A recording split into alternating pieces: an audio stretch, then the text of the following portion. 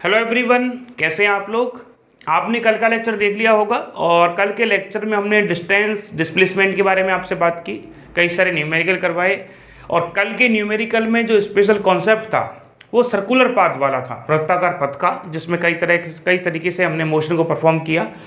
और आज जो हम पढ़ने वाले हैं वो सबसे पहले वो पढ़ेंगे कि जो सर्कुलर पाथ का कॉन्सेप्ट था उसके दो टाइप और हमारी न्यूमेरिकल की शेष हैं, बची हुई हैं, जिसको हम कवर करेंगे।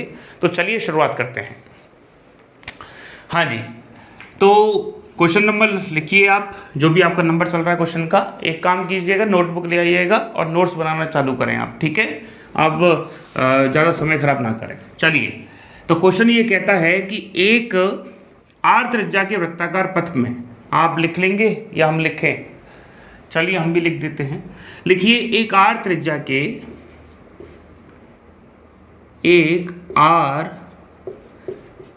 के वृत्ताकार पथ में या सर्कुलर पाथ में एक कण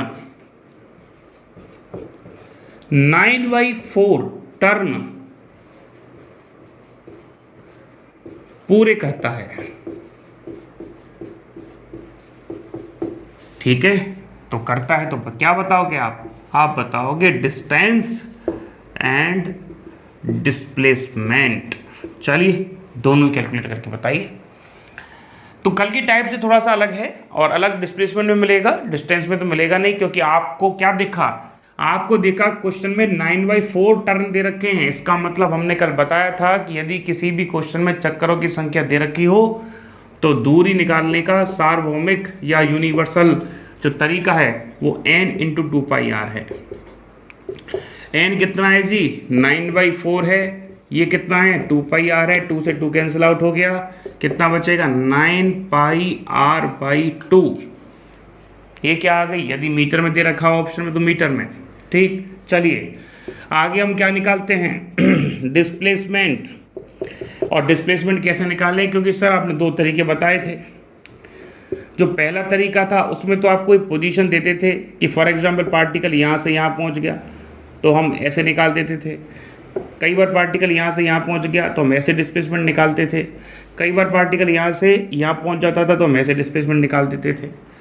लेकिन यहाँ तो ऐसा कुछ दिख नहीं रहा, पहली बात। और दूसरा तरीका जो बताया था, आपने कहा था कि जनरल फॉर्मूला है डेल्टा आर बराबर 2r साइन θ/2, लेकिन हमको थीटा नहीं पता, तो डिस्प्लेसमेंट कैसे निकालें? तो देखिए कैसे क्या करने वाले हैं इसमें, इधर ही बता देते हैं। टर्न कितने हैं जी? 9/4। अच्छा एक बात बताइए हमको, ऐसा लिख सकते हैं क्या?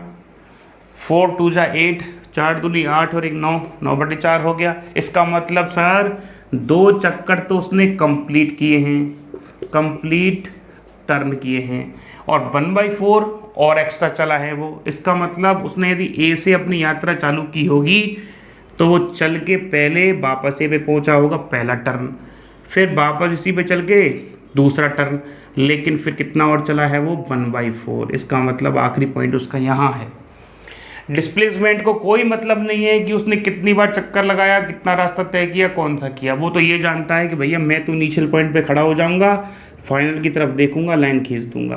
तो हम भी जानते हैं कि सर आर त्रिज्या का सर्कुलर पाथ है, तो ये रेडियस, ये रेडियस, ये भी रेडियस, ये भी रेडियस, ये 90 का पाइथागोरस प्रमेय लगाओ, ये लिखो √2r, और आप चाहते हो ये वाला फॉर्मूला लगाओ तो एंगल 90 है, 90/2 45, 45 आ जाएगा 1/√2, √2r आ जाएगा।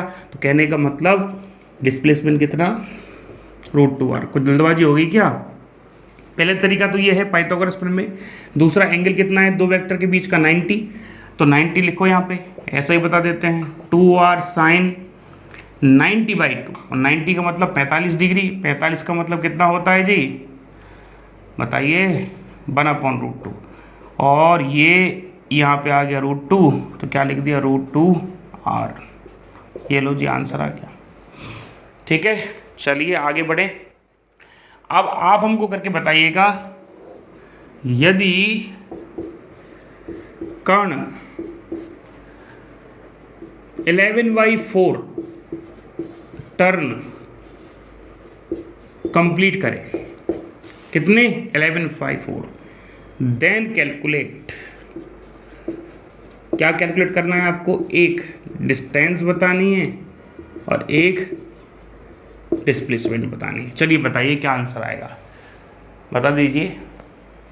सर डिस्टेंस की तो आप पूछा ही मत करो, क्योंकि ये तो बहुत इजी है, हमको बस इतना सा करना पड़ता है। हाँ जी, n कितना है 11/4 मल्टीप्लाई बाई 2πr, और आपने क्या देखा, ये 2 आ गया, तो 11πr/2 मीटर में। अब प्रॉब्लम वही किसकी, डिस्प्लेसमेंट की। तो डिस्प्लेसमेंट कैसे कैलकुलेट करेंगे भाई, डिस्प्लेसमेंट का सर ऐसा करते हैं 2 + 3/4 लिख दें क्या, किसको 11/4 को। चलो देख के बताओ, ऐसा लिख सकते हैं क्या, 11/4 को देखो, 4 2 = 8 और 3 11, ठीक है। चलिए, तो इसका मतलब 2 चक्कर कैसे हैं, कंप्लीट टर्न है, और ये कैसा एक्स्ट्रा है। तो पार्टिकल यहाँ से चलना चालू करेगा, फिर यहाँ आ गया एक टर्न, फिर लौट के आ गया दूसरा टर्न, ये लो जी दूसरा टर्न। अब तीसरे पे वो यहाँ तक चलेगा, यहाँ से यहाँ तक आ जाएगा, क्योंकि 3/4 एक्स्ट्रा चलेगा ना। ए से बी तक डिस्प्लेसमेंट को रास्ते से कोई मतलब नहीं, ये कितना है, ये त्रिज्या है, ये कितना, ये भी त्रिज्या है। इनिशियल पॉइंट पे खड़े हो जाओ, फाइनल की तरफ देखो और लाइन खींच दो, ये लो जी कितना जी √2r, एंगल कितना 90, तो दोनों से देख रहे हैं √2r, ये आंसर आएगा। तो यदि वो चक्कर 9/4 लगाए, 11/4 लगाए, 13/4 लगाए, 15/4 लगाए, मतलब यदि ओल्ड नंबर के नीचे अपना 4 आ रहा है तो हमेशा √2r डिस्प्लेसमेंट होगा, आप चेक कर लेना, 21/4, 23/4, ठीक है। तो हमेशा क्या होगा, √2r डिस्प्लेसमेंट होगा और डिस्टेंस चेंज होती रहेगी।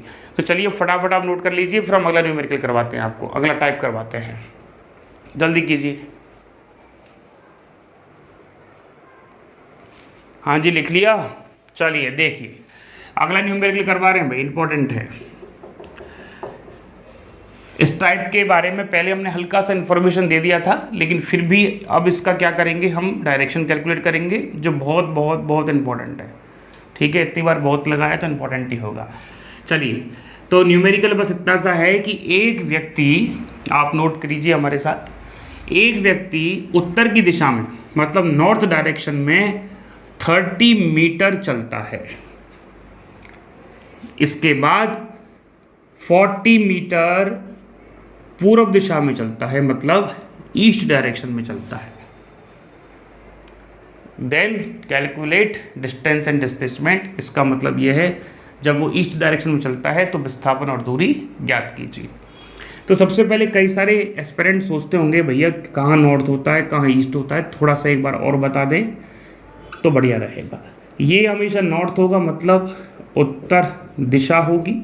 ये हमेशा क्या होगा, साउथ होगा, मतलब दक्षिण दिशा होगी। ये ईस्ट होगा, मतलब पूर्व दिशा होगी। और ये जो है वो वेस्ट, मतलब पश्चिम दिशा होगी, ठीक है। ये याद रखना, काम बहुत आएगा। तो चलिए तैयार करते हैं डायग्राम। ये हमने बना दिया coordinate system according to direction, मतलब ये ईस्ट, ये नॉर्थ, ठीक है सर।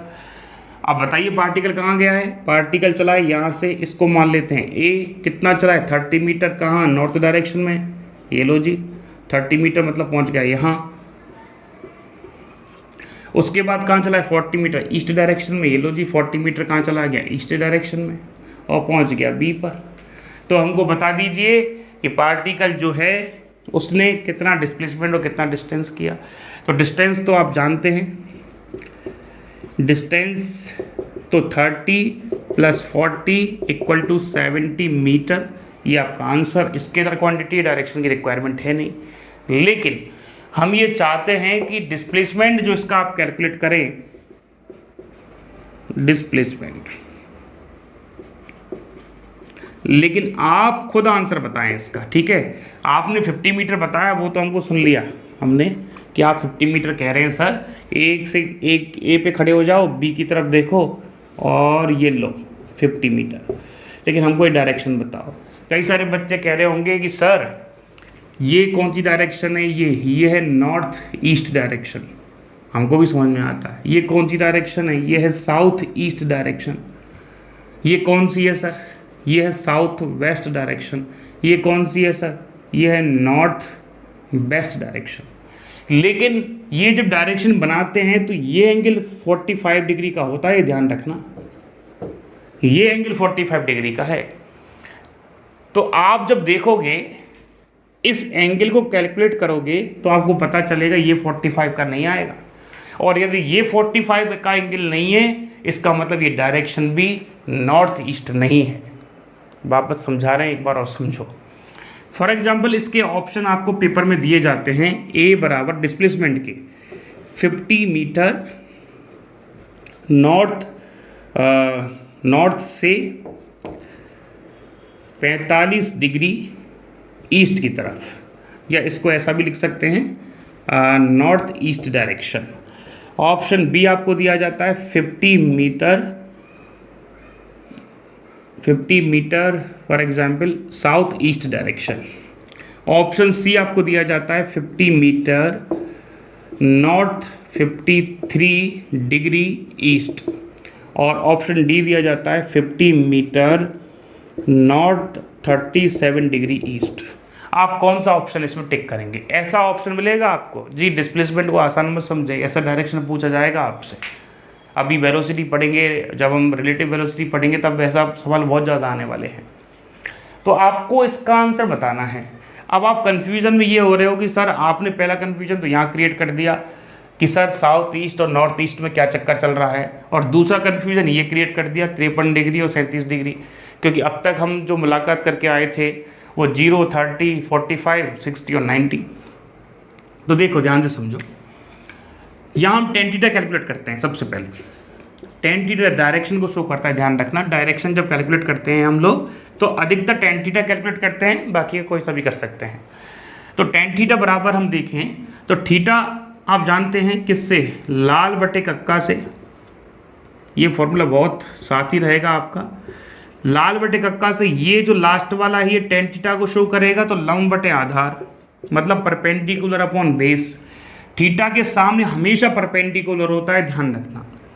थीटा के सामने हमेशा क्या होता है? परपेंडिकुलर। तो परपेंडिकुलर कितने मीटर का है? 40 मीटर का।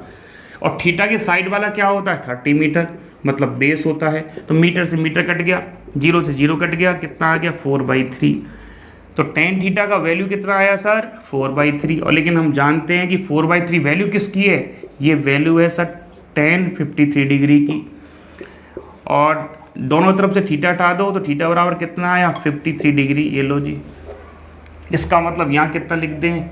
53 डिग्री। तो बताइए ध्यान से, नॉर्थ से 53 डिग्री ईस्ट की तरफ चलना है। कहाँ डायरेक्शन है इसकी? आप कैसे बताओगे कि नॉर्थ से 53 डिग्री ईस्ट की तरफ चलो? 50 मीटर चलना है, नॉर्थ से 53 डिग्री ईस्ट की तरफ चलना है। ये इसका आंसर है। आया कुछ समझ में? सर नीचे वाला काहे गलत है? नीचे वाला देखो, यहाँ 37 डिग्री होता तो नीचे वाला आंसर आ जाता कि नॉर्थ से 37 डिग्री ईस्ट की तरफ। लेकिन एक और व्यक्ति था, उसने कहा नहीं, मैं तो ये ऑप्शन लिखूँगा 50 मीटर ईस्ट 37 डिग्री नॉर्थ। तो आप क्या कहोगे उसको, सही या गलत? देखो सर, यदि ये 53 डिग्री का है और ये जो कोण है टोटल ये तो 90 का है ना, तो 90 में से 53 गया तो कितना बचा? 37 डिग्री। और ये 37 तो कैसे लिख सकते हैं? देखो, ईस्ट से 37 डिग्री नॉर्थ की तरफ, इसका मतलब ये भी ठीक है। तो इस क्वेश्चन के, इस डिस्प्लेसमेंट के दो आंसर हैं। पहला 50 मीटर नॉर्थ से 53 डिग्री ईस्ट, 50 मीटर चलना है, नॉर्थ से कितना चलना है जी? 53 डिग्री। कहाँ? ईस्ट डायरेक्शन में। ये क्या कह रहा है कि 50 मीटर तो चलो, लेकिन कहाँ से चलो? ईस्ट से 37 डिग्री नॉर्थ की तरफ। अब ये 37 और 53 कहाँ से आया है इसके बारे में बता देते हैं। पहले आप इसको नोट कर लें, उसके बारे में समझाते हैं, फिर हमेशा क्लियर हो जाएगा कि 37 और 53 का क्या चक्कर होता है। चलो फटाफट सॉल्व करें। हाँ जी, हटा दें। एक बार और रिपीट कर रहे हैं यहाँ पे। यदि ये कोण 45 डिग्री का होता, हम एक बार रिपीट कर देते हैं अच्छे से। यदि किसी भी तरह ये 45 डिग्री पे जैसे ऐसे चला होता और यहाँ चला होता, यदि ये 45 डिग्री का होता तो हमारे जो ऑप्शन है ना वो ये हो जाते हैं नॉर्थ ईस्ट, लेकिन 45 डिग्री जब तक नहीं आएगा तो हम उत्तर पूर्व नहीं कह सकते, हमको बताना पड़ेगा कि कितना घूमे हम वहाँ से। ठीक है, तो चलिए अगला न्यूमेरिकल करवाएंगे 45 डिग्री वाला भी, लेकिन आप अब तक ये समझ लीजिए। चलिए आगे बढ़ते हैं। अब हम आपको प्रॉब्लम सॉल्व कर रहे हैं आपकी 53 और 37 डिग्री की। ठीक है, यहीं सॉल्व कर लो। आप चाहे इलेक्ट्रोस्टैटिक्स पढ़ेंगे, आप चाहे मैग्नेटोस्टैटिक्स पढ़ेंगे, आप चाहे काइनेमेटिक्स पढ़ेंगे, मतलब पूरी 11th-12th में, अब यहाँ तक बीएससी में भी 53-37 डिग्री का कॉन्सेप्ट हमेशा लागू होता है, या हमेशा काम आता है। तो बड़ा साधारण सा है, वैसे सबको आता होगा। ये है, नहीं डायरेक्शन छोड़ो, ये है ट्राइंगल। ठीक है, और ट्राइंगल कुछ अलग तरीके का है। अलग तरीके का मतलब यदि ये 3 मीटर की या किसी भी क्वांटिटी की बजाय 3 मीटर की मान लो, और ये 4 मीटर की है, तो रिजल्टेंट 5 आएगा। तो इस तरह का यदि कॉम्बिनेशन बनता है कहीं भी, 3 का स्क्वायर प्लस 4 का स्क्वायर बराबर 5, इस तरह की कॉम्बिनेशन में हमेशा ये जो एंगल होगा और ये जो एंगल होगा, मतलब इसके अंदर बनने वाले कोण 37 डिग्री और 53 डिग्री के ही बनेंगे। और ऐसे कॉम्बिनेशन कहाँ देखने को मिलते हैं? यहाँ देखने को मिलते हैं। अरे भाई रुक जाओ, 6 मीटर, 8 मीटर और 10 मीटर, मतलब 36 + 64 100 आ गया। और कहाँ देखने को मिलते हैं? 5 मीटर, 12 मीटर और 13 मीटर, यहाँ भी देखने को मिलते हैं। तो इन तीनों में ही 37 53 37 53 37 53। अब ये देखना है कि ये कोण कितने का है, ये कोण कितने का है, ये कोण कितने का है, ये कोण कितने का है, ये कोण कितने का है और ये कोण कितने का है, ये हमको देखना है। तो ध्यान से समझें, बच्चों वाली बात है सर। जितनी, जैसे ये हमने एक लाइन खींच दी, ये बात समझ गए तो आंसर हमेशा के लिए याद हो जाएगा। ये लाइन आपने खींच दी तो सर जितनी बड़ी ये भुजा होगी उतना ही बड़ा कोण होगा। भुजा को बढ़ा दो और बड़ा कोण बन जाएगा, और भुजा को बढ़ा दो और बड़ा कोण बन जाएगा, और भुजा को बढ़ा दिया तो कोण और भी बड़ा बन गया। कहने का मतलब छोटी भुजा छोटा कोण, बड़ी भुजा बड़ा कोण। आगे बस समझ में। तो देखो यहाँ ध्यान से, 3 और 4 में से ये तो तय है, ये तो 90 का हो ही गया। यदि ये 37 का होगा तो ये 53 का होगा, ये 53 का होगा तो ये 37 का होगा, क्योंकि 180 तो जोड़ने पर आना चाहिए। ध्यान से समझो, छोटा कोण बड़ी भुजा है तो बड़ा कोण बनेगा, और छोटी भुजा है तो छोटा कोण बनेगा। अब इन दोनों में से बड़ा कौन सा है? 53 का। तो बड़ी भुजा के सामने कितने डिग्री का कोण होगा? हमेशा 53 का। और छोटी भुजा कितनी है? 3, इसके सामने कितने का होगा? 37 का। आ जाओ, 6 और 8 में से कौन सी बड़ी भुजा है? 8। तो 8 के सामने कितने डिग्री का कोण? 53 का। 6 के सामने कितने का कोण? 37 का। आ जाओ, 12 के सामने कितने? आप कहोगे सर ये तो गलत बात है, आप हमेशा ऐसे ले रहे हो। चलो 5 मीटर यहाँ ले लिया, 12 मीटर यहाँ ले लिया। बड़ी भुजा कहाँ है? यहाँ। ये कितने का कोण? 53 का। ये कितने का कोण? 37 का। ये लो जी, झंझट खत्म हमेशा के लिए। और अभी हमने जो डायग्राम बनाया था वो क्या था सर? 30 मीटर चले थे आप नॉर्थ में, 40 मीटर चले थे आप यहाँ। तो देखिए हमने इसको 53 डिग्री घोषित किया था। क्यों? क्योंकि 40 बड़ी भुजा के सामने आ रहा था ना, इस वजह से। आप कहेंगे फिर आपने इसको 37 क्यों कहा? ये तो आप बताओगे। ये किसके सामने आ रहा है? 30 मीटर के सामने। ये 30 है तो ये भी 30 है, और 30 मीटर के सामने वाला 37 डिग्री का ही तो होगा। आया समझ में? चलिए कुछ वैल्यू बता देते हैं आपको। तो साइन, ये हमेशा याद रखें, ये बहुत काम की चीज़ है। जिसने भी बनाई है बहुत गजब का चीज़ बनाया है। तो पहला L/K परपेंडिकुलर अपन हाइपोटेनियस, लंब बटे कर्ण। हाँ जी, सॉरी थीटा तो बनाना भूल ही गए। ये वैल्यू याद रखना भाई। थीटा, ध्यान रखना, थीटा के सामने हमेशा लंब मिलता है। तो 4, कर्ण कितना है? 5। 4/5 है। बड़ी भुजा के सामने कौन सा कोण है? ये होता है साइन 53 डिग्री। यहाँ क्या लिखेंगे? साइन थीटा, और थीटा बराबर कितना? 53 डिग्री। अब हम सीधा वैल्यू लिख रहे हैं, ध्यान रखना, ठीक है। तो साइन 53 डिग्री का मतलब कितना होता है? 4/5। साइन 37 डिग्री का मतलब क्या होता है? 3/5।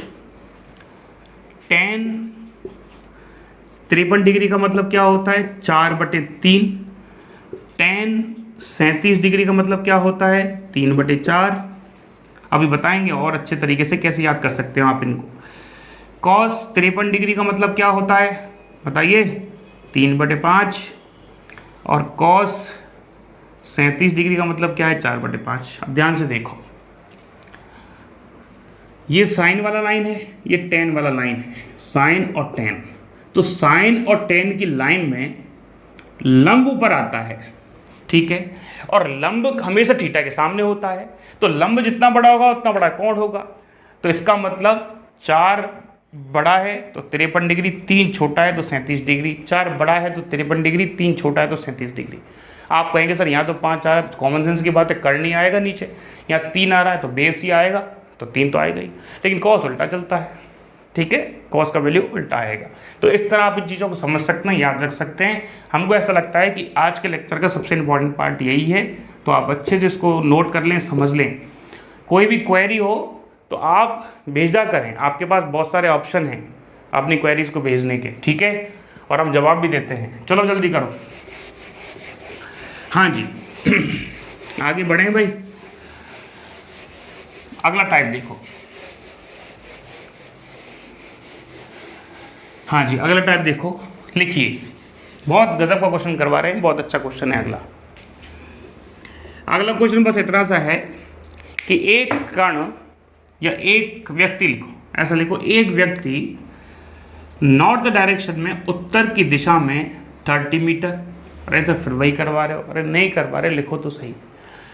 एक व्यक्ति नॉर्थ मतलब उत्तर की दिशा में 30 मीटर तथा ईस्ट डायरेक्शन में 40 मीटर चलता है,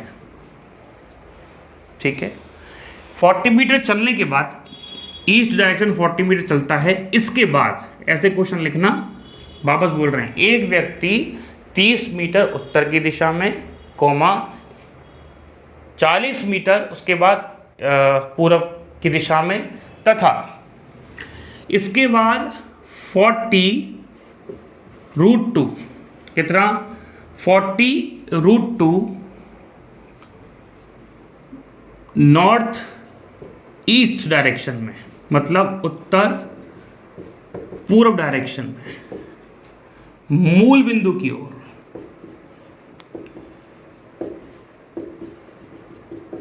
चलता है। क्वेश्चन को रिपीट कर देंगे एक बार, ठीक है। हम कह रहे हैं कि एक व्यक्ति उत्तर दिशा में 30 मीटर, उसके बाद पूर्व दिशा में 40 मीटर तथा आखिरी बिंदु पर 40√2 मीटर चलता है। किस डायरेक्शन में, 40√2 मीटर नॉर्थ ईस्ट डायरेक्शन में चलता है।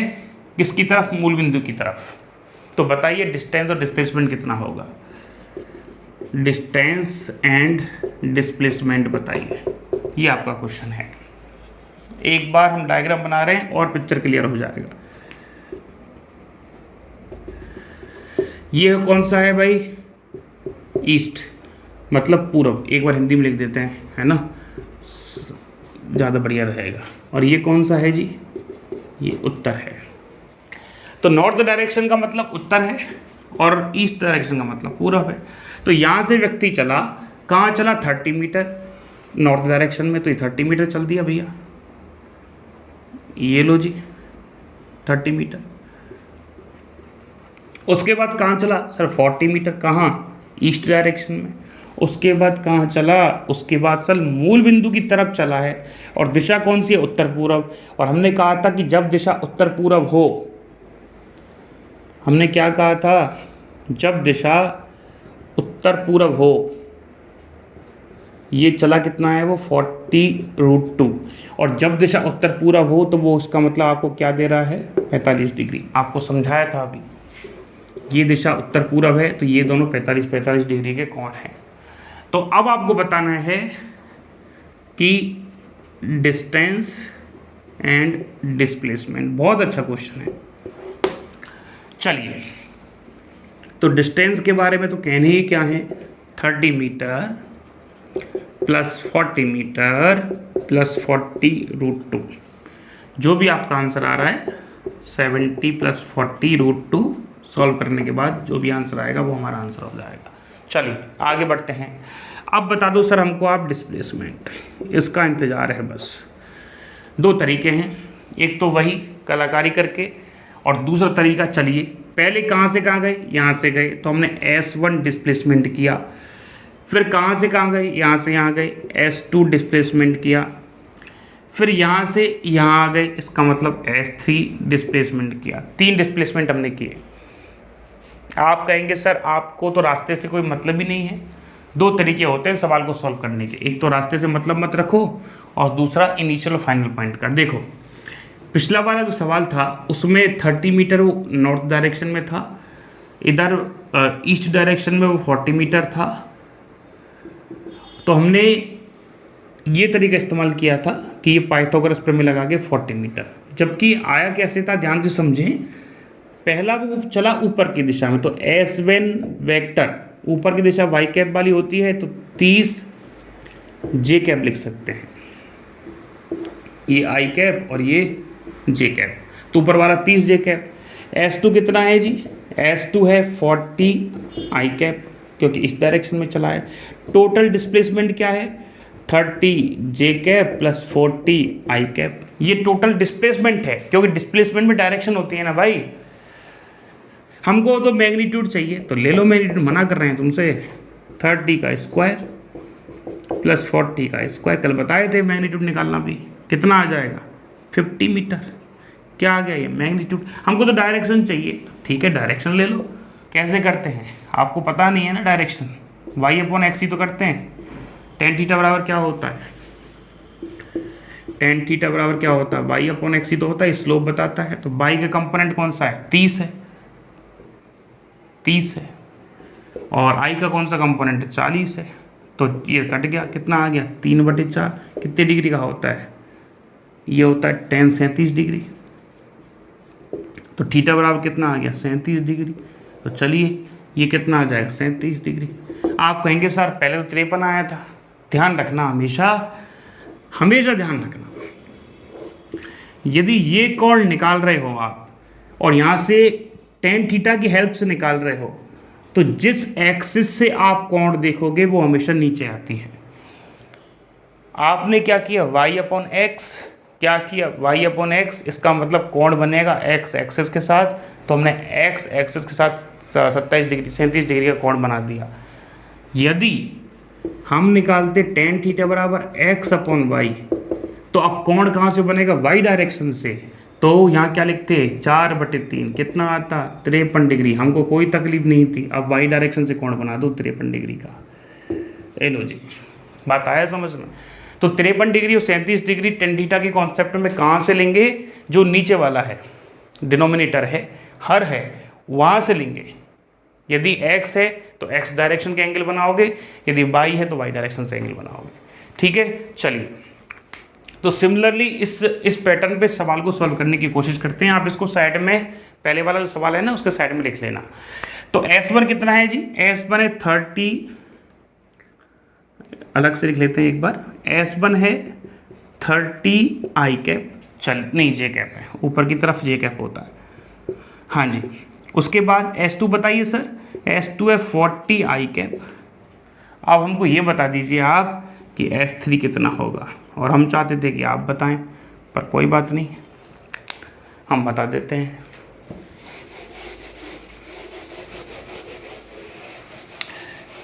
ध्यान से समझना, एक छोटा सा कॉन्सेप्ट है जो आपने हमेशा पढ़ा होगा कि सर ये y डायरेक्शन है, ये x डायरेक्शन है, और ये कोई a है, और सॉरी ये कोई वेक्टर a है जिसका मैग्नीट्यूड a दे रखा है। वापस रिपीट कर रहे हैं, ये y डायरेक्शन, ये x डायरेक्शन, ये कोई वेक्टर a वेक्टर है जिसका मैग्नीट्यूड a है। हम कैसे करते थे कि सर हमको ax मतलब x डायरेक्शन में a वेक्टर का कंपोनेंट कैसे निकालते थे, a cos थीटा। यहाँ a का y डायरेक्शन में कंपोनेंट a y बराबर कैसे निकालते थे, a साइन थीटा, मतलब थीटा की तरफ cos थीटा, थीटा से अपोजिट डायरेक्शन में साइन थीटा। तो तुम काहे बुद्धि लगा रहे हो, ये कितना 90, ये कितना 45, तो ये भी कितना 45, तो अब उसको उधर घुमा लो एक बार। तो S3 कितना आएगा,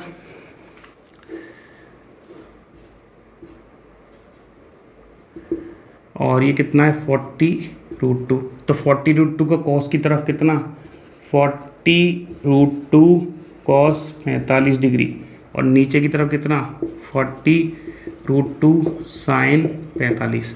तो बताइए S3 कितना। S3 सर एक कंपोनेंट तो उल्टी दिशा में, उल्टी दिशा कौन सी, माइनस आई कैप, तो 40√2 साइन कॉस 45 और ये डायरेक्शन हो गई माइनस आई कैप प्लस नीचे की तरफ माइनस जो होता है तो 40√2 साइन 45 और ये आएगा माइनस जे कैप।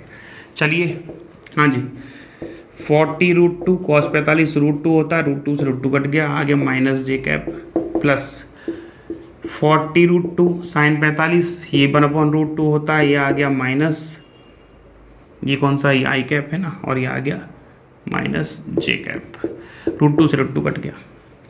क्या लिखेंगे, -40 आई कैप 40 जे कैप, लेकिन माइनस में आएंगे दोनों। ये क्या आ गया S3। अब हमारा काम क्या है, तीनों को जोड़ना। तो डिस्प्लेसमेंट बराबर S1 vector plus S2 vector plus S3 vector. हाँ जी, कैसे कैलकुलेट करेंगे, कैसे कैलकुलेट करेंगे, तो आ जाओ। S1 कितना है, S1 दे रखा है सर 30 जे कैप, ओके। S2 कितना है सर 40 आई कैप, और S3 कितना है, S3 का तो पूछो ही मत सर, दोनों माइनस आ रहे हैं, -40 आई कैप -40 जे कैप। देखो कौन सा कट गया, आई से आई चला गया, चला गया क्या, आई से आई चला गया, जे ही तो बचेगा, ये प्लस के जे, ये माइनस के जे, तो -10 जे कैप आंसर आ रहा है, -10 जे कैप आंसर आ रहा है। एक बार और चेक कर लें। S1 30 जे कैप ऊपर की तरफ, हमेशा ध्यान रखना, पहले भी बता दिए हैं, ऊपर की तरफ जे कैप होता है, इधर आई कैप होता है, इधर माइनस आई कैप होता है, इधर माइनस जे कैप होता है। तो S1 का है 30 जे कैप ऊपर की तरफ, S2 मतलब 40 आई कैप इधर, S3 का पता नहीं, S3 यहाँ से ढूंढ लेते हैं। S3 का मतलब क्या है, उल्टी दिशा में आ रहा है, तो इसके दो कंपोनेंट होंगे, दो घटक होंगे, ऊपर वाली दिशा में 40√2 कॉस 45, नीचे वाली दिशा में 40√2 साइन 45। इधर जाएगा तो माइनस आई कैप, इधर जाएगा तो माइनस जे कैप, हमने लिखा माइनस आई कैप और माइनस जे कैप, दोनों को एक साथ लिख दिया, तो -40 आई कैप से +40 आई कैप कटेगा, -40 जे कैप पे प्लस है माइनस आंसर। अब ये वेक्टर आ गया है, क्यों, दोस्तों इसका मैग्नीट्यूड है और माइनस आई कैप इसकी डायरेक्शन है, ठीक है। चलिए, तो आप इस न्यूमेरिकल को लिख लें, समझ लें, फिर हम चालू करते हैं अगला प्रोसीजर। फटाफट इसको नोट करें आप।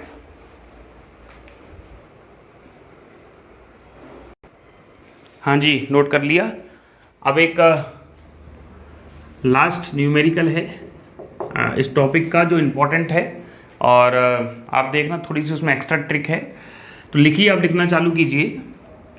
लिखिए R त्रिज्या की, हम आपके साथ लिख रहे हैं, लिखिए R त्रिज्या की एक सर्कुलर डिस्क, मतलब वृत्ताकार चकती, एक सर्कुलर डिस्क समतल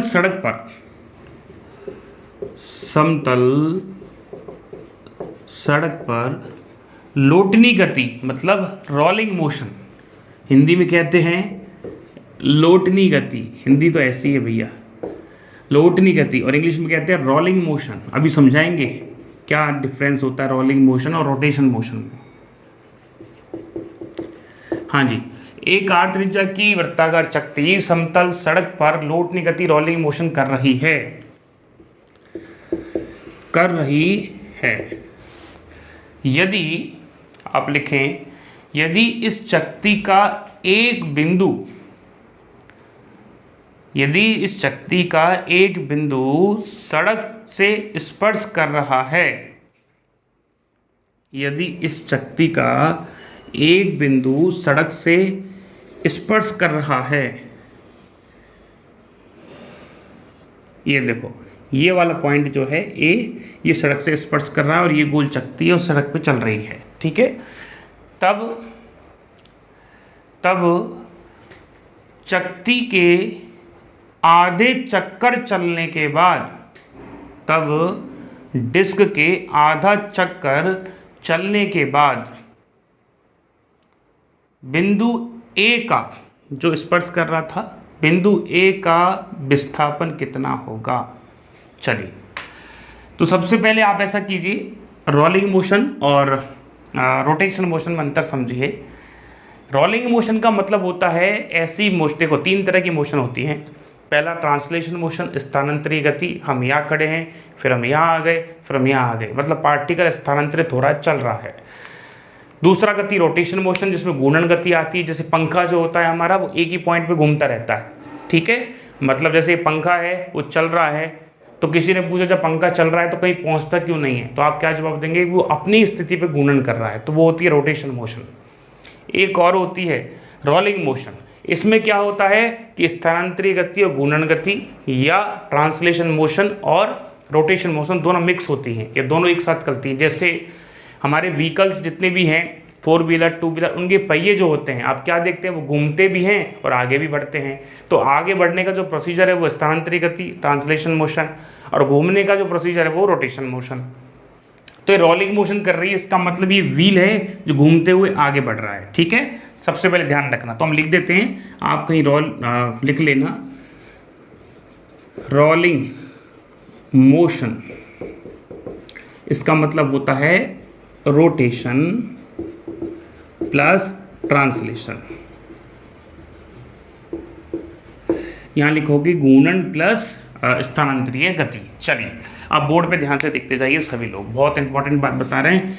वैसे तो आंसर आपने निकाल दिया होगा, कई सारे बच्चों को समझ नहीं आया होगा क्या क्या रहे हैं। हम ये चाहते हैं कि जब ये चक्की आधा चक्कर चल लेगी तो बताइए, कई सारे बच्चे सोच रहे होंगे सर आंसर 2R, क्योंकि R त्रिज्या की चक्की है, तो जाहिर सी बात है सर, कॉमन सेंस की बात है। अभी तो आपने समझाया था कि आधा चक्कर चले तो 2R, लेकिन ये घूम नहीं रहा है ना। यदि घूम रहा होता, केवल यहाँ रोलिंग की जगह रोटेशन लिखा होता या घूर्णन लिखा होता तो आपका आंसर 2R ठीक था, क्योंकि पार्टिकल ऐसे आधा चक्कर घूमता, ये घूम के कहाँ आ जाता, यहाँ आ जाता, तो 2R कर देते। लेकिन ये घूमने के अलावा चल भी रहा है, तो देखिए हमारी बात को ध्यान से समझिए। ये आधा चक्कर ऐसे चलेगा, माना ये ए पॉइंट पे हमारा अंगूठा रखा है और सेंटर पॉइंट पे हमारा हाथ रखा है, तो सेंटर पॉइंट हम यहाँ बना देते हैं, जिससे आपको और पिक्चर क्लियर हो जाएगा। ये लो जी, आपको दिख नहीं रहा होगा हमारा, ये हमने ऐसे चलाया, ऐसे आगे की तरफ, तो हम क्या देखेंगे, देखना अंगूठा कहाँ पहुँचेगा। तो आधा चक्कर यदि हम चलाएंगे तो हम ऐसे कुछ पहुँच जाएंगे, ऐसे कुछ। डायग्राम को 3D में ड्रॉ करना, 3D डायग्राम को 2D में ड्रॉ करना मुश्किल है, पर कोशिश कर रहे हैं। तो ये आधा चक्कर चलने के बाद ये पॉइंट तो पहुंच जाएगा यहाँ पे, और ये ए बिंदु पहुंच जाएगा यहाँ पे। तो हमको तो इनिशियल पॉइंट कहाँ है, ये रहा।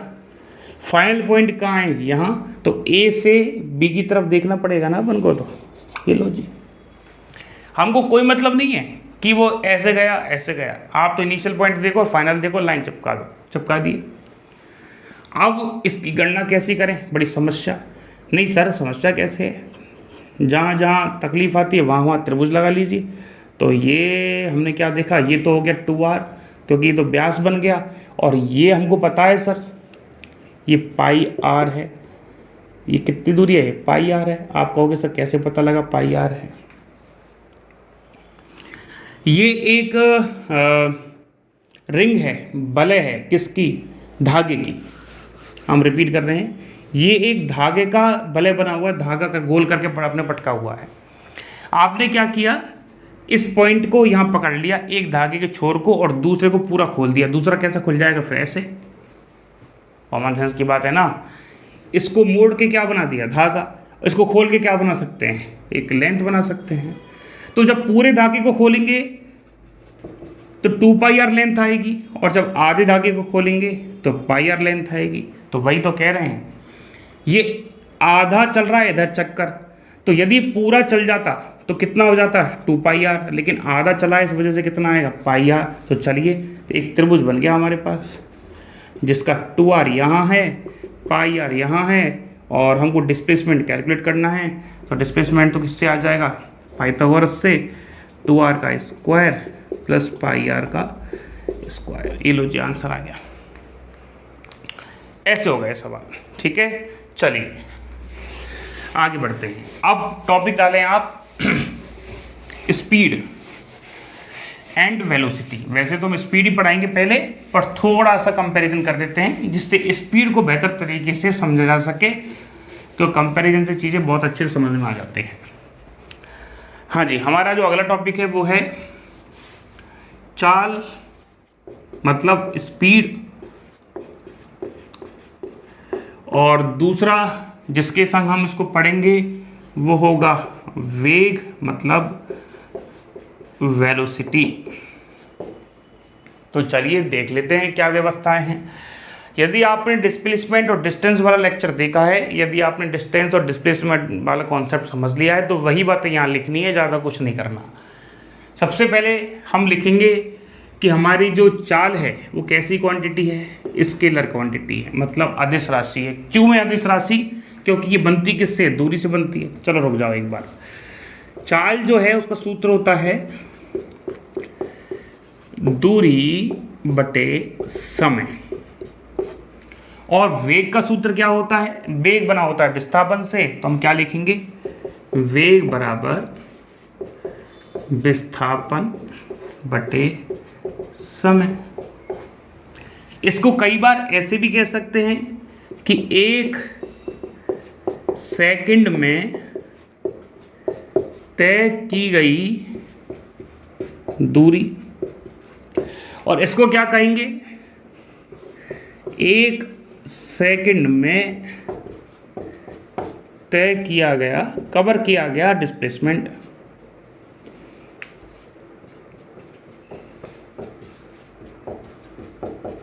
ये लो जी, 1 सेकंड में तय की गई दूरी और 1 सेकंड में तय किया गया विस्थापन। ये इसकी डेफिनेशन हो गई। हाँ जी, अब लिख सकते हैं, क्योंकि ये दूरी से बनी है, दूरी स्केलर है, टाइम भी स्केलर है, दोनों चीजें स्केलर हैं, तो क्या आ जाएगा आंसर? स्केलर। इसका मतलब अदिश राशि। समझ पाते हैं आप हमारी बात को क्या कहते हैं? भाई समय कैसी राशि है? अदिश राशि। ठीक है सर। दूरी कैसी राशि है? वो भी अदिश राशि है। इसका मतलब क्या है कि रिजल्ट भी कैसा आएगा? अदिश आ जाएगा। समय कैसी राशि है? अदिश। लेकिन विस्थापन कैसी है? सदिश, वेक्टर क्वांटिटी है। इनमें से यदि एक भी वेक्टर है तो हमारा वेग क्या आएगा? सदिश राशि, वेक्टर क्वांटिटी। चलिए साहब आगे बढ़ते हैं। सर ऑलवेज पॉजिटिव, क्योंकि बताया था आपको दूरी और स्पीड ऐसी स्केलर क्वांटिटीज हैं जो हमेशा पॉजिटिव रहेंगी। ये भैया पॉजिटिव भी हो सकता है, नेगेटिव भी हो सकता है और जीरो भी हो सकता है। चलिए और देखिए, ये ऑलवेज इंक्रीज होंगी, ऑलवेज इंक्रीज विद टाइम। ये क्या लिख दिए? ग्राफ बनाए थे ना, टाइम के साथ हमेशा चाल बढ़ेगी। ये घट भी सकती है, मतलब डिक्रीज भी हो सकती है, बढ़ भी सकती है, घट बढ़ सकती है। किसके साथ? समय के साथ। चलिए साहब, नोट लगा के हम आपको लिखवाए थे। क्या लिखवाए थे? विस्थापन हमेशा छोटा होगा या बराबर होगा दूरी के, तो सिमिलरली जो हमारा वेग होगा, ये चल रहा है नोट, वेग होगा वो या तो छोटा होगा या बराबर होगा किसके? चाल के। सेम पैटर्न पे और सेम कॉन्सेप्ट पे होगा। अभी न्यूमेरिकल्स करेंगे और क्लियर हो जाएगा। हाँ जी, यदि कोई आपसे मात्रक पूछ ले और कोई आपसे विमाप पूछ ले तो सर ये तो आता ही होगा। चाल बराबर दूरी बटे समय, दूरी को मीटर में नापते हैं और समय को सेकंड में, तो मात्रा हो गया मीटर बटे सेकंड। लेकिन हम डायमेंशन लिखेंगे, और डायमेंशन का मतलब क्या होता है? आपको आपके फॉर्मूले में हमको ये बताइए कि कितनी आपने मूल या फंडामेंटल क्वांटिटीज़ काम में ली हैं। तो आप बताओ कि सर हमने एक तो लेंथ काम में ली है और एक बार हमने टाइम काम में लिया है। तो क्या लिखोगे? एक बार लेंथ और एक बार टाइम। मास कितने हैं? 0। द्रव्यमान तो हमारा काम ही नहीं आया। ये लो जी, प्रॉपर ये हो जाएगी। तो ऐसे आप जो है मात्रक, विमाप वगैरह कैलकुलेट कर सकते हैं। आप इसको नोट कर लीजिए, फिर हम स्पेशली चाल पे बात करेंगे।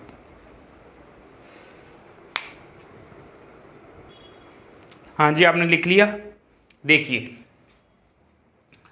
चाल जो होती है ना, चाल मतलब स्पीड, वो 4 टाइप की होती है। स्पीड की जो टाइप्स हैं वो 4 हैं, एक एक करके हम सभी टाइप्स को पढ़ेंगे। और जो पहली टाइप है वो है यूनिफॉर्म स्पीड, एक समान चाल।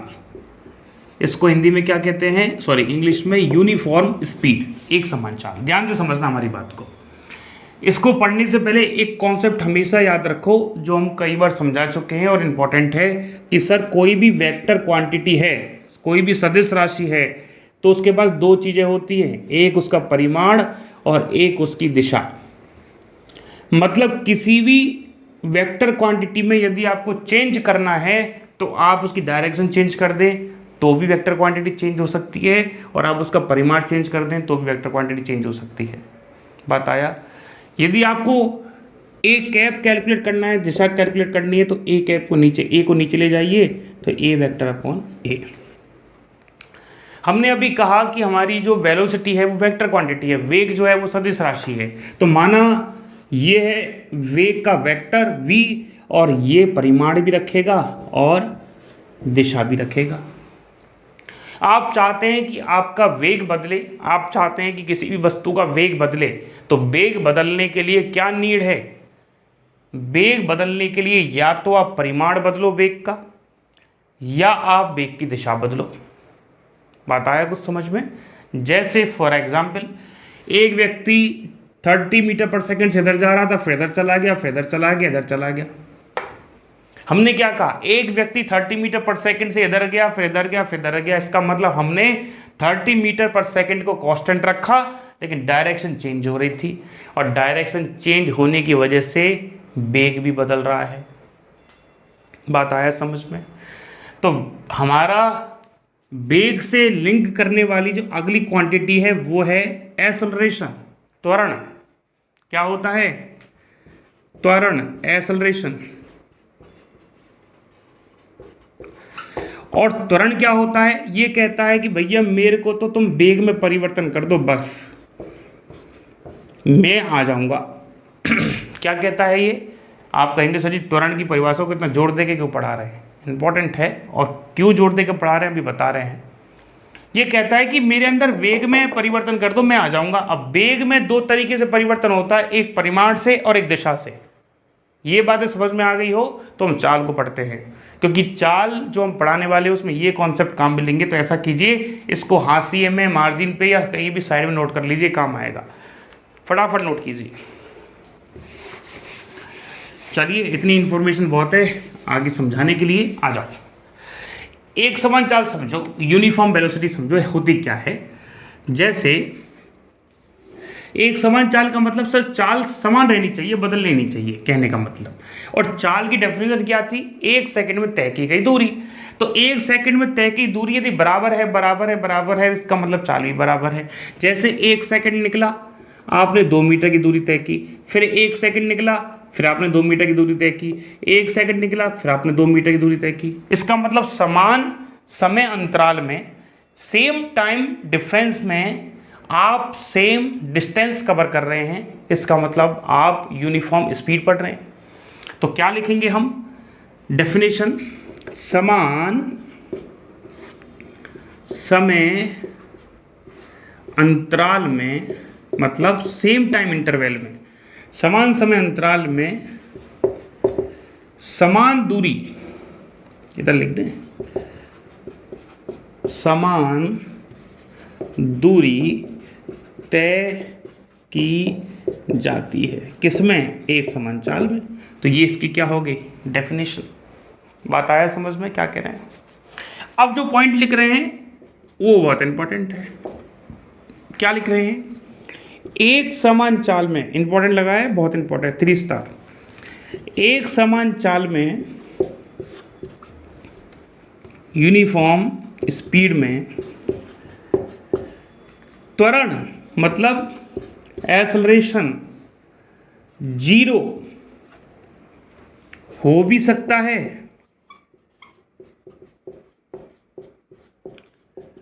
और नहीं भी।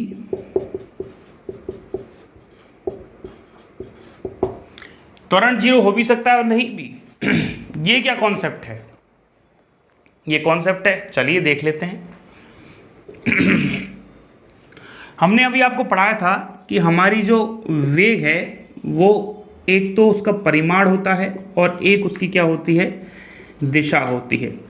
ये है वेग का परिमाण और ये क्या है, दिशा। वेग का परिमाण कहने का मतलब अब ये वो राशि है जिसमें डायरेक्शन नहीं है, क्योंकि वेग का परिमाण है, और जिसमें डायरेक्शन नहीं है वो चाल कहलाती है। इसका मतलब वेग का परिमाण हमारे किसके बराबर होगा, चाल के बराबर। कहने का मतलब यदि चाल में दिशा और जोड़ दे तो वेग ही बन जाएगा ना। तो वेग का परिमाण चाल है और ये दिशा हो गई। तो चलिए इस लाइन का मतलब समझो। यदि चाल नियत हो, चाल एक समान हो, लेकिन दिशा परिवर्तित हो तो त्वरण 0 नहीं होगा। ओहो, कह रहा है कि चाल तो एक समान हो। चाल एक समान का मतलब उसका वेग का जो परिमाण है वो समान है, लेकिन दिशा बदल रही हो। यदि दिशा बदल रही हो या आपका परिमाण बदल रहा हो या दोनों बदल रहे हो, उस केस में वेग बदलेगा ही बदलेगा, और वेग बदलेगा तो क्या पैदा होगा, त्वरण। तो हम क्या देख रहे हैं कि फॉर एग्जाम्पल एक पार्टिकल है जो कांस्टेंट स्पीड 2 मीटर पर सेकंड से घूम रहा है, एक समान चाल से घूम रहा है ये बंदा 2 मीटर पर सेकंड से, लेकिन कैसे घूम रहा है, यहाँ। तो जब यहाँ था तो डायरेक्शन यहाँ थी, यहाँ आया तो डायरेक्शन यहाँ हो गई, इस पॉइंट पे पहुंचा तो डायरेक्शन यहाँ हो गई, इस पॉइंट पे देखा तो डायरेक्शन यहाँ हो गई। और हम जानते हैं कि वेग बदलने के लिए या तो परिमाण बदलो या दिशा बदलो। हमने परिमाण तो नहीं बदला, यहाँ भी 2 मीटर पर सेकंड, यहाँ भी 2 मीटर पर सेकंड, यहाँ भी 2 मीटर पर सेकंड, लेकिन दिशा बदल रही है। और दिशा बदल रही है, इस वजह से अंदर की तरफ एक एक्सेलरेशन पैदा होता है, जिसको कहते हैं सेंट्रीपिटल अभिकेंद्रीय बल। उसका क्या होता है, v²/r। इसका मतलब जब दिशा बदल रही हो, आपकी चाल नियत हो, तो त्वरण 0 नहीं होता, क्योंकि त्वरण बदलता है दिशा के कारण, क्योंकि आपकी दिशा बदल रही है। ठीक है, तो हम लिख देते हैं दिशा लिख देते हैं दिशा परिवर्तित, देन वेग परिवर्तित, और यदि वेग परिवर्तित हो रहा है तो त्वरण आ जाएगा। चलिए आगे बढ़ो। जो दूसरा पॉइंट है इसको समझाने के लिए वो ये है, यदि कण एक समान चाल से सीधी रेखा में चले,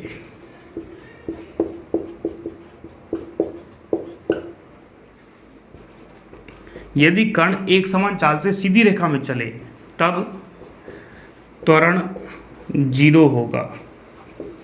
मतलब त्वरण वहाँ होगा ही नहीं। क्यों नहीं होगा, देखो एक पार्टिकल ऐसे चल रहा है, पूरा रास्ता उसने डायरेक्शन चेंज नहीं किया और सेम स्पीड से चल रहा, 2 मीटर पर सेकंड, 2 मीटर पर सेकंड, 2 मीटर पर सेकंड। इसका मतलब एक समान चाल है।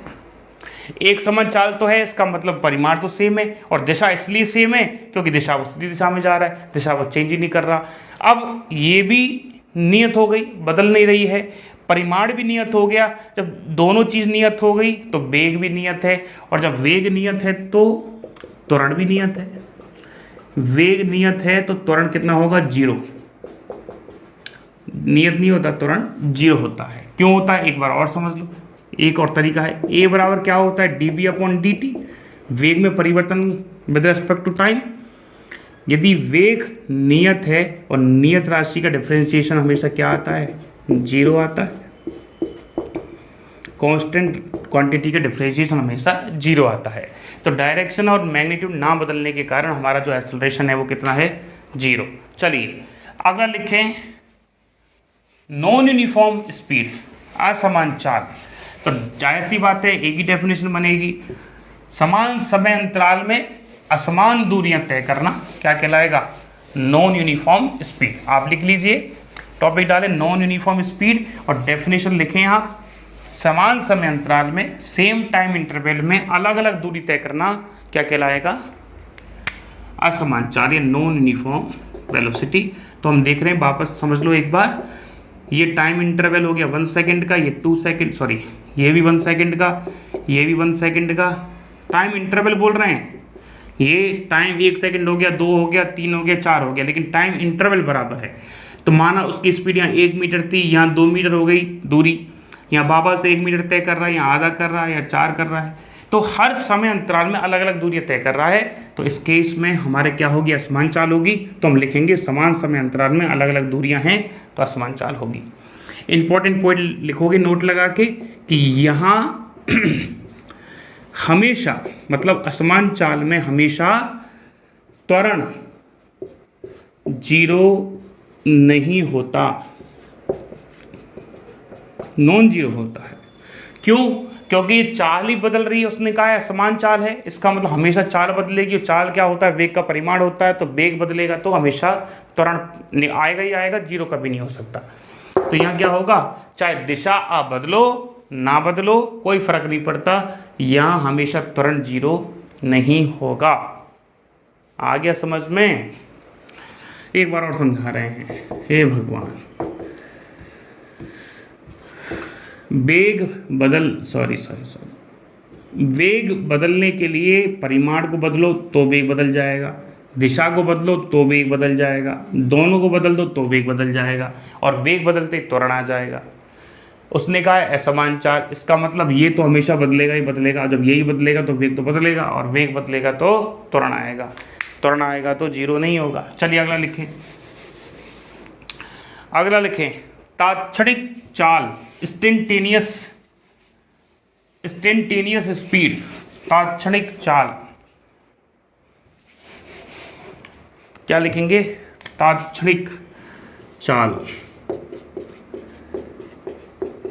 इंस्टेंटेनियस स्पीड मतलब तुरंत क्षण, एट द मोमेंट कितना चाल है। आप और हम मानो किसी बाइक पे बैठ के जा रहे हो, हमारे पीछे कोई व्यक्ति बैठा है, उसने कहा बीच रास्ते में भैया कितनी की स्पीड चल रहा है, हमने देख के बता दिया भैया 20 की स्पीड चल रहा है, तो 20 क्या है? हमारी तात्क्षणिक चाल है। मतलब उस मोमेंट पर कितनी चाल आपकी है, एट द मोमेंट जो चाल कैलकुलेट की जाएगी वो तात्क्षणिक चाल होगी। तो हम क्या लिखेंगे? किसी विशेष क्षण पर, मतलब स्पेशल मोमेंट पर, किसी विशेष क्षण पर या विशेष टाइम पर, ऐसा लिख लो, आपको समझना है, एक्चुअली डेफिनेशन तो कोई नहीं पूछेगा। किसी विशेष क्षण पर चाल का मान, ठीक है, क्या कहलाएगा? तात्क्षणिक चाल। चलिए अब देखते हैं अगला।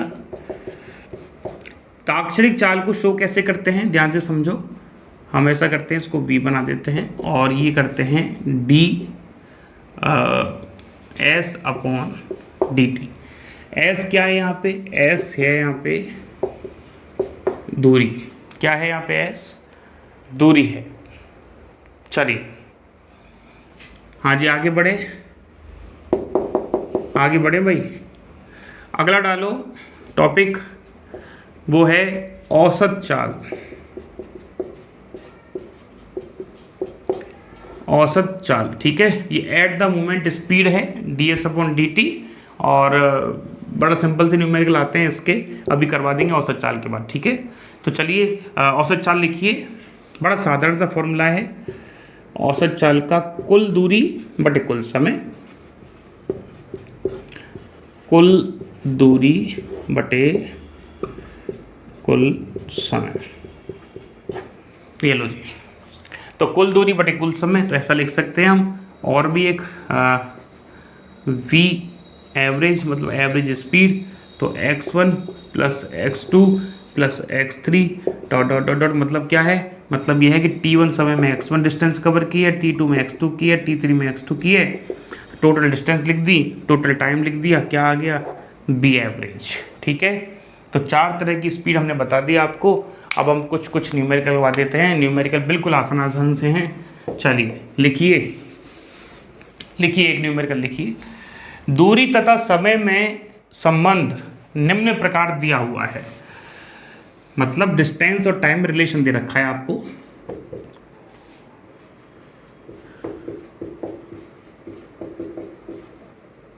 ये दे रखा है, कैलकुलेट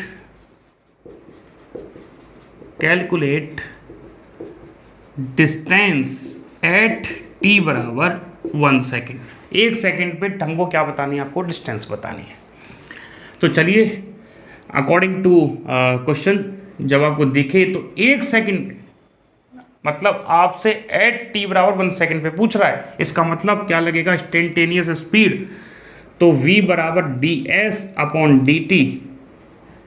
चलिए हाँ जी, कैसे डिफ्रेंशिएशन करेंगे, 2 आगे आ जाएगा तो 6t प्लस 9 प्लस 0 आता है कि नहीं आता। डिफ्रेंशिएशन t की पावर n को आगे ले आओ और t में से 1 घटा दो। हाँ जी चलिए, तो v बराबर 69 नहीं 6t प्लस 9, ठीक है। और एट टी बराबर 1 सेकेंड पूछा है तो लिखें v एट टी बराबर 1 सेकेंड। हाँ जी 1 सेकेंड पे तो 6 मल्टीप्लाई हुई 1 प्लस 9, क्योंकि 1 लिख दो कितना आ जाएगा, 6 प्लस 9 बराबर कितना, 15 मीटर अपन सेकेंड। क्या आ गया ये, वेलोसिटी सॉरी स्पीड कहाँ पे, एट टी बराबर 1 सेकेंड पे। लो जी आंसर आ गया, ठीक है। हाँ जी आगे बढ़े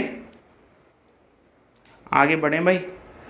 चलिए एक स्पेशल टाइप और है न्यूमेरिकल की, वो हम करवाते हैं, जो बड़ी फेमस टाइप है, हमेशा पूछी जाती है और पूछी जाती रहेगी जन्म जन्मांतर तक। बहुत अच्छा टाइप है उसका, हटा दें ये सब। हम बोलेंगे जैसे ही क्वेश्चन आपको समझ में आ जाएगा कि किस टाइप की बात हो रही है। तो अब लिखिए क्वेश्चन हम बोल रहे हैं। हाँ जी, क्वेश्चन बस इतना सा है, एक व्यक्ति समान समय अंतराल में b1 तथा b2 वेग से गति करता है। हम लिख रहे हैं क्वेश्चन, देखो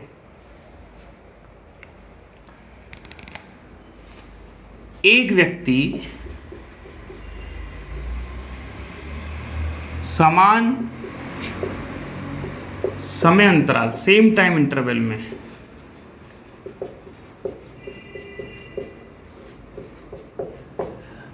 एक व्यक्ति समान समय अंतराल में अलग अलग चाल से, एक व्यक्ति समान समय अंतराल में अलग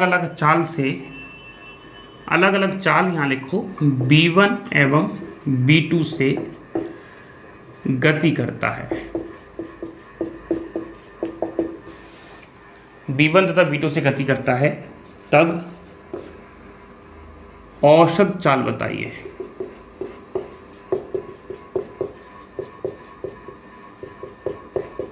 हाँ जी, औसत चाल क्या होगा, देखो ध्यान से। एक व्यक्ति समान समय अंतराल में समान समय अंतराल में b1 तथा b2 चाल से गति करता है। तो देखो एक टाइम इंटरवल ये है जिसको हम t मान लेते हैं, और दूसरा टाइम इंटरवल ये है जिसको भी हम t मान लेते हैं। यहाँ पार्टिकल चला है b1 चाल से और यहाँ पार्टिकल चला है b2 चाल से। तो बताइए यहाँ कितना डिस्टेंस हुआ, क्या होता है, चाल बराबर दूरी बटे समय, और दूरी बराबर क्या होगा बताइए सब, चाल गुणा समय। तो यहाँ दूरी कितनी आ गई, x1 b1 गुणा t, और यहाँ दूरी कितनी आ गई, b2 गुणा t। बोलो सहमत हो के नहीं भाई। a से b तक चला कितनी चाल से, b1 चाल से, कितने समय में, t समय में। तो इसका मल्टीप्लाई करोगे तो क्या आ जाएगी, दूरी जो से a से b तक है। फिर b से लेके c तक चला सेम टाइम इंटरवल में, लेकिन b2 चाल से चला और दूरी कितनी आएगी, b2 इंटू टी। बताइए औसत चाल क्या होगी। औसत चाल का सूत्र क्या था, लिखो फॉर्मूला, कुल दूरी बटे कुल समय। हाँ जी, कुल दूरी बताइए। पहली दूरी x1, दूसरी दूरी x2। ओके, कुल समय बताइए। पहला समय t, दूसरा समय t। पहली दूरी b1t, दूसरी दूरी b2t अपॉन 2t। t से t कट गया, b1 प्लस b2 अपॉन 2। है कि नहीं फेमस सवाल? एक बार और रिपीट कर रहे हैं, पूरा देख लो। एक व्यक्ति समान समय अंतराल में, मतलब चलो ऐसा समझते हैं, इस क्वेश्चन को ऐसा भी कर सकते हैं। और कैसे पूछा जा सकता है? एक व्यक्ति अपने ऑफिस टी समय में b1 चाल से चलता है और उतने ही समय में वो b2 चाल से लौट के आता है। नहीं, ये ठीक नहीं रहेगा, दूसरा एग्जाम्पल लेना पड़ेगा। ये कह रहे हैं कि एक व्यक्ति फॉर एग्जाम्पल 5 सेकंड तक b1 चाल से चलता है, फिर अगली 5 सेकंड वो b2 चाल से चलता है।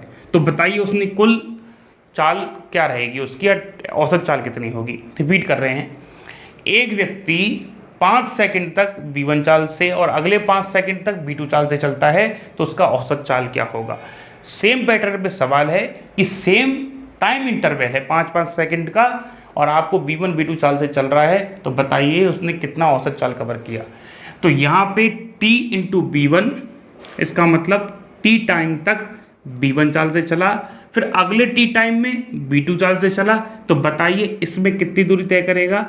सर जी, हम b1 की स्पीड से t टाइम तक चलते रहे, इतनी दूरी कवर हुई, और हम b2 की स्पीड से जब इतने समय तक चलते रहे तो इतनी दूरी कवर हुई। टोटल दूरी और टोटल समय आंसर।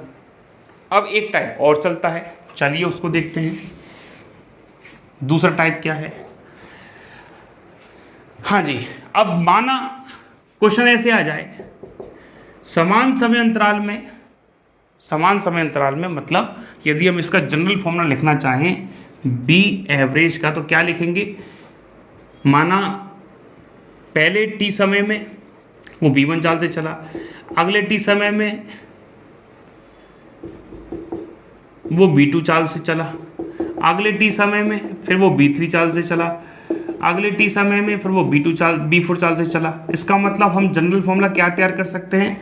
हम कर सकते हैं कि ऐसा कोई सवाल आए जिसमें समान समय अंतराल में अलग अलग चाल से चले, तो आप उसका समांतर माध्य निकाल दोगे टोटल चालों का।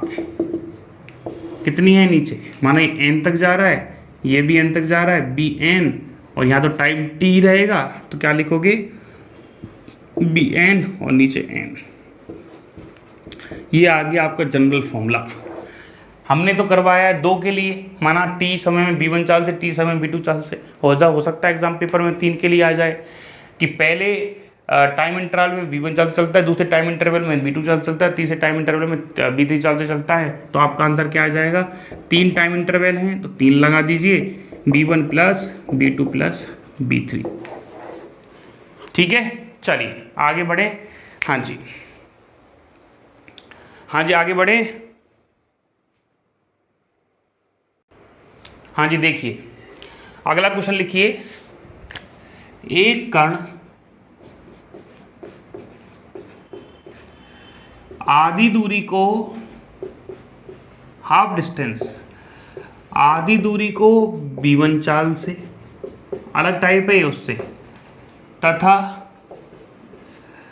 आधी दूरी को, तथा शेष है ना जो बची हुई है, शेष या रिमेनिंग हाफ डिस्टेंस को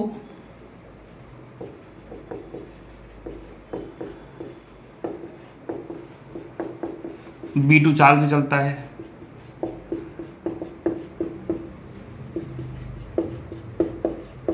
तो क्या निकालोगे? कैलकुलेट v एवरेज, औसत चाल निकालनी है। तो ध्यान से समझो क्वेश्चन को भाई एक बार और, पुराना वाला नहीं आया समझ में तो यहाँ आ जाएगा।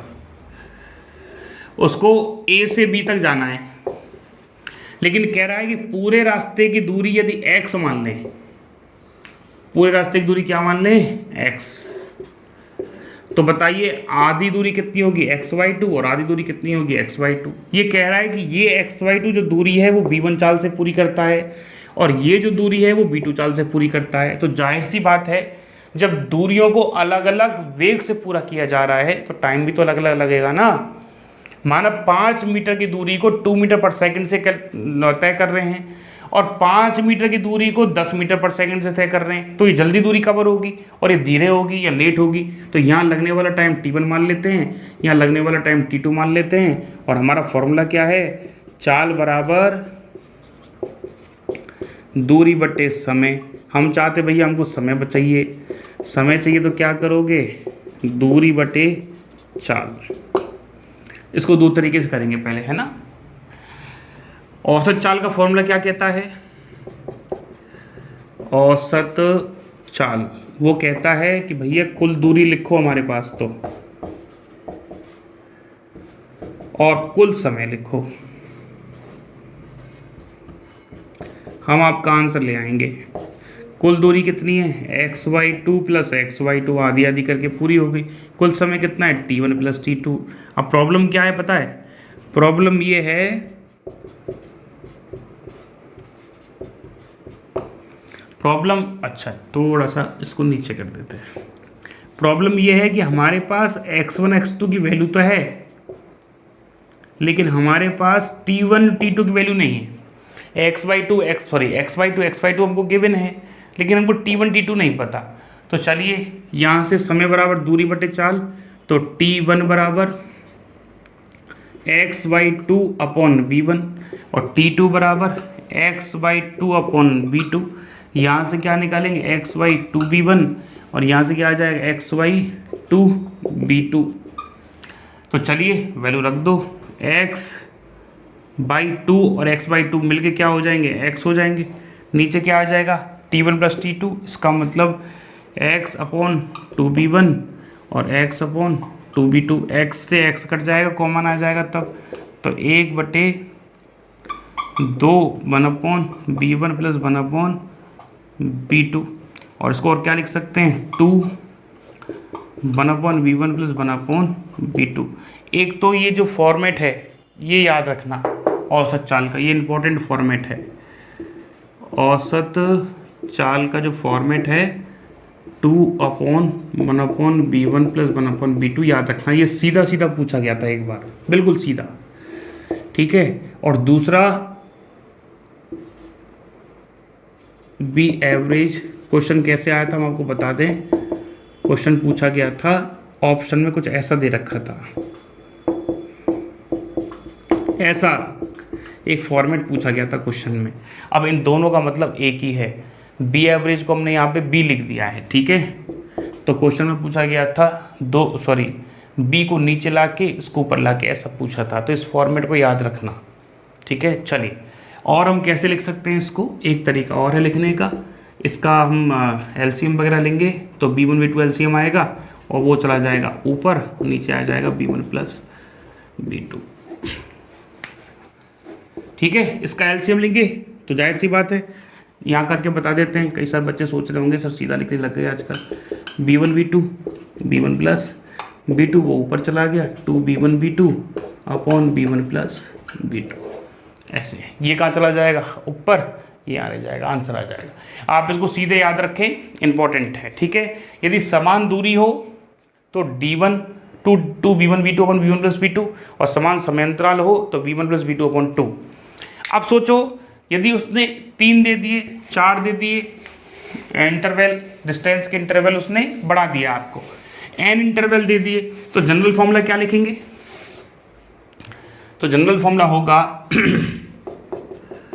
औसत चाल का या v एवरेज का हम क्या लिखेंगे, n। देखो उस फॉर्मेट को बना रहे हैं तभी कह रहे थे याद रखना, n upon 1 upon b1 1 upon b2 1 upon v3 dot dot dot dot dot 1 upon vn। आप कहोगे सर प्रूफ करो, तो माना 3 सेम डिस्टेंस का इंटरवल ले लेते हैं, मतलब उसने जो दूरी तय की है वो 3 समान दूरियों के रूप में तय की है, तो क्या आ जाएगा, बी एवरेज बराबर 3 ऊपर लिखोगे, नीचे क्या आ जाएगा 1 अपॉन b1 1 अपॉन b2 और 1 अपॉन b3। आगे क्या लिखेंगे, 3 तो ठीक है, एलसीएम क्या आएगा b1 b2 b3, एलसीएम आ गया b1 b2 b3, यहाँ आ जाएगा b2 b3, यहाँ आ जाएगा B1 B3, यहाँ आ जाएगा B1 B2, इसको ऊपर ले जाइए तो 3B1 B2 B3 upon B1 V2 V2 V3 और V3 B1। ये लो आंसर आ गया तुम्हारा। ठीक है, चलिए अब हम आपको क्वेश्चन दे रहे हैं होमवर्क के लिए, आपको घर से करके लाने हैं। ठीक है, लिखिए, होमवर्क का क्वेश्चन लिखना चालू कीजिए, फटाफट नोट कीजिए। लिखिए, एक कण कुल दूरी का, एक कण कुल दूरी का 1/3 भाग या 1/3 पोर्शन, 1/3 भाग B1 चाल से तथा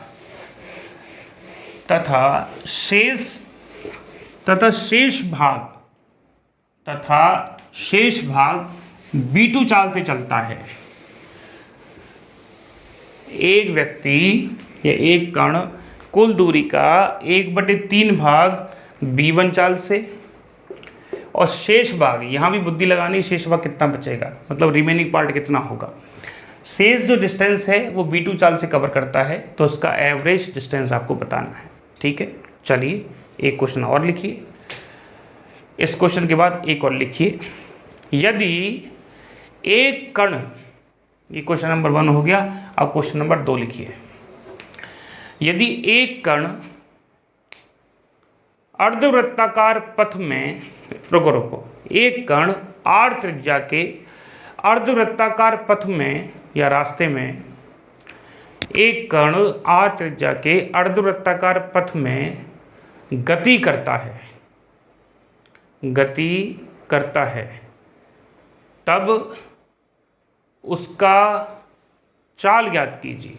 क्या ज्ञात करनी, अरे हाँ, तब उसकी चाल ज्ञात कीजिए। यदि गति के दौरान लगने वाला समय 1 सेकंड है, यदि गति के दौरान लगने वाला समय 1 सेकंड है। ठीक है, एक कण r त्रिज्या के अर्धवृत्ताकार पथ में गति कर रहा है और जब वो पूरी गति करता है तो लगने वाला समय 1 सेकंड है, तो क्या निकालना है, चाल निकालनी है। ठीक है, चलिए एक क्वेश्चन और लिखिए,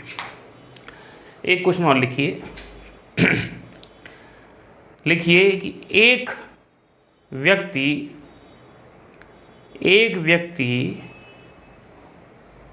कुल दूरी का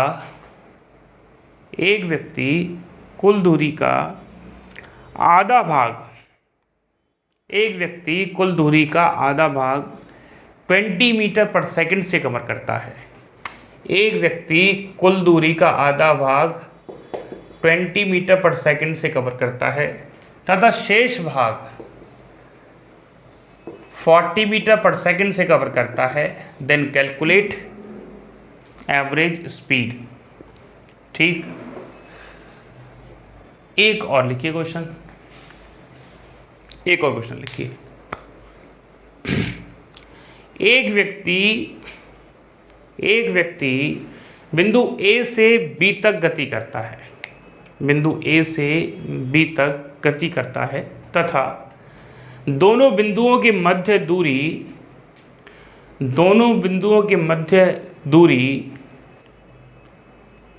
आते समय B1 चाल से कवर करता है तथा जाते समय B2 चाल से कवर करता है। रिपीट कर रहे हैं, ध्यान से समझना। ये A से B का डिस्टेंस है। जब कण A से B तक जाता है तो B1 चाल से जाता है और B से A तक आता है तो B2 चाल से आता है। तो उसको ऐसे भी लिख सकते हैं कि एक कण बिंदु A से B तक B1 चाल से जाता है तथा B से A तक B2 चाल से लौटता है या आता है, तो हमको क्या निकालना है, B एवरेज निकालना है। इन चारों सवालों को आप करके बताइएगा, कोशिश करना। ठीक है, उम्मीद हो जाएंगे आपसे। और यदि आपसे सवाल हो जाते हैं तो इनके आंसर कमेंट बॉक्स में पोस्ट करें। साथ साथ आप चाहें तो कमेंट बॉक्स, हमारा चैट बॉक्स भी है पीजीटी फिजिक्स पॉइंट का, और टेलीग्राम चैनल भी है, व्हाट्सएप ग्रुप भी है। आपके लिए इतने सारे प्लेटफॉर्म दे रखे हैं, अब आप तैयारी चालू कीजिए। ठीक है, समय ख़राब ना करें और ग्रेजुएशन पार्ट की प्रिपरेशन भी आप जो है रेगुलर करते रहें। PGD physics point app download कर लें, वहाँ बहुत सारे वीडियोस को फ्री कर रखा है। और हम आपके एक टेस्ट का प्रोग्राम बना रहे हैं बहुत जल्दी, हो सकता है नेक्स्ट संडे को हम आपका टेस्ट रखें ग्रेजुएशन पार्ट का, ठीक है। क्योंकि हमारी जो फ्री वीडियोस आई हुई हैं इलेक्ट्रॉनिक्स की, आप उन सबको संडे तक देख के फिनिश करें, क्योंकि आपको टेस्ट देना है फिर, और टेस्ट को टेस्ट सीरीज के पैटर्न पे लिया जाएगा, ठीक है। Thank you.